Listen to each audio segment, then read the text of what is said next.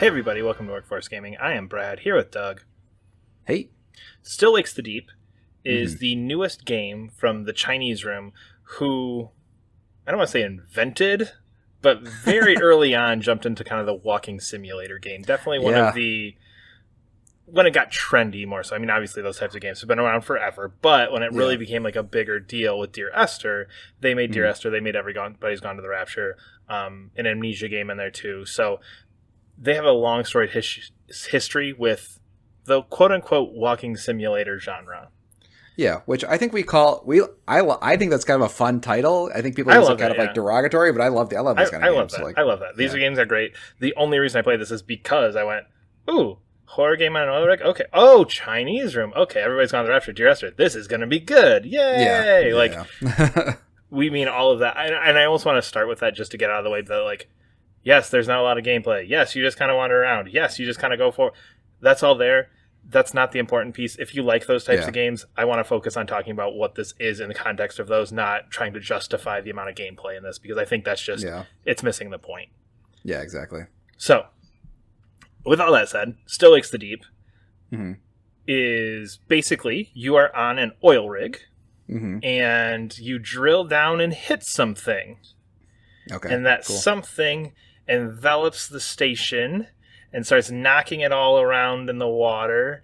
And there's very clearly some mysterious presence monster thing happening here.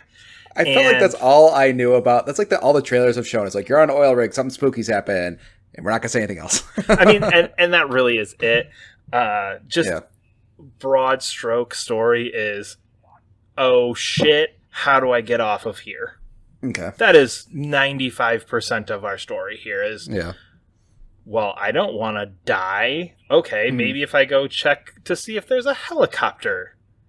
Oh, okay. Well, that didn't work. Maybe there's I'll go check that. It's lots of that. Just like, I think this is my way off. Oh, maybe not so much. Oh, I think this is my way off. Oh, not so much. So it's very much just that survival mindset of, okay, how does our main character, how do we get off of this and save ourselves from this weird horror monstrosity thing that is happening? That seems weirdly straightforward for Chinese Room. So there's some other pieces that I'll talk about in a second, but it is fairly straightforward. Some of the kind of the twists in the story, there's a lot of backstory about Kaz, who's our main guy, why he's on the oil rig, his relationship with his wife and his kids, and kind of how that plays out. Part of the weird supernatural things is that you kind of see like visions of different things, so they kind of play into his personal history with some visions and things of like, who are these memories? Is this whatever this thing is messing with me? So it kind of gets into some of the personal details there, which kind of doesn't necessarily like a twist, but kind of plays with it a little bit. But it is for the most part fairly straightforward. Yeah. Is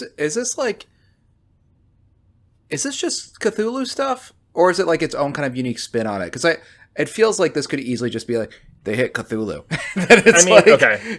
So I am not the horror person at all in terms of like knowing details of like exactly what you mean by that. I know that just means like big, creepy, gooey monster thing, right?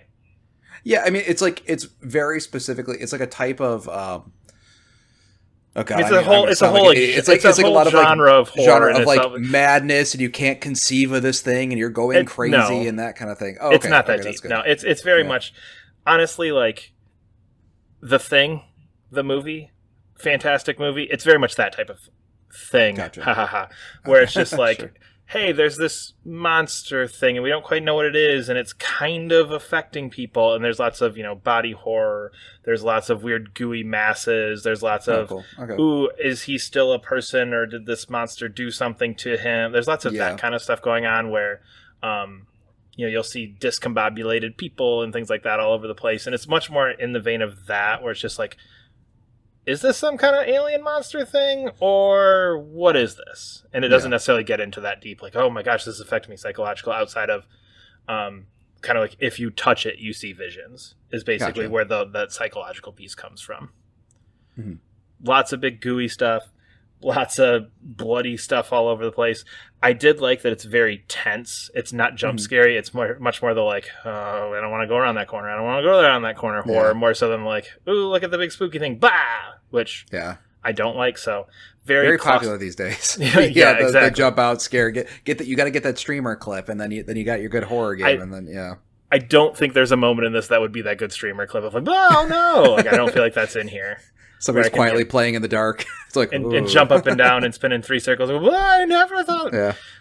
Bullshit. Anyway, so very claustrophobic too. It's an oil rig, so there's lots of like fitting through tight spaces, like lots of like areas in the dense, just kind of like where it's like, okay, there's not much room here. The water effects are really cool. There's swimming in this that actually kind of makes sense because the oil rig is obviously flooding as you're going through this. So playing with that a little bit, it does a lot of very cool stuff. Just to kind of touch on the gameplay a little bit, it does have a few kind of stealth aspects where there's like you're in the big room and it's okay, can you get to the corner, the other door past the big scary monster that's walking away, and you can kind of duck through vents and stuff. So you can die. Those things have in there. So I think some walking simulators, you don't ever have that. You can die in this. You can fall off of things. You can get attacked by the big monster stuff that's there. You can drown if you're in the water too long. So it does have some of that stuff in there. And it works fine. It's nothing to write home about. It kind of changes up the pace a little bit, which is nice. The only thing I will say about this, and again, I don't want to discuss the merits of like the gameplay in this genre. Sure. The yellow in this is the most obscene yellow in the history of video games. We never complain. I don't mind yellow at all. I don't either. That's why I never talk about. Wow. So I don't either. People who don't. Okay. But it's to the point where literally like there will be a hallway at the end, and it like goes to like a T, right? You can go right or left. You'll go left, and it's like a half hallway to a locked door, but the right side will just have like yellow wires coming through it. Oh, okay. Yeah. At one point, like when you're walking around like the outside of the rig, there are literally yellow paint cans. Jeez. Like, so it's like there's a yellow paint can that's tipped over with just a little pool of yellow paint, like very clear, like, oh, that's the way to go, because there's just a yellow paint can. It is everywhere all the time. And it's, again, it didn't bother me. It wasn't like, this broke the game and I can't play it because there's too much yellow. It's just like, it almost got comical after a while. Where it's like, oh, there's a can of yellow paint next to the yellow painted ledge, where it's like, oh, well, we can textualize the yellow because they were painting, you know what I mean? Oh, okay. Like they're painting the rig, and it's just like so there's yellow paint cans. It was just one of those things. I think I actually read somewhere too they were trying to like add a mode to like patch some of that out, or I don't know if it was a different mode or something, but it was one of those things where it was almost comical how much it was there.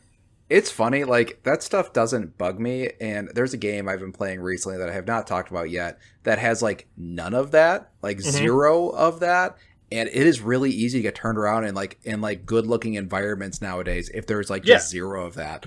Or at least, or maybe not necessarily, like, yellow paint, but just, like, really good signposting. Yeah. And so, like, I always feel like, especially with the audience are probably trying to get with this, like they're probably not trying to get a traditional gaming audience. So I could definitely see people getting like lost. Like I this is a game I'd probably recommend my dad to play. And I could see him getting like really turned around if he was one of the beta testers or something like that, or QA guys.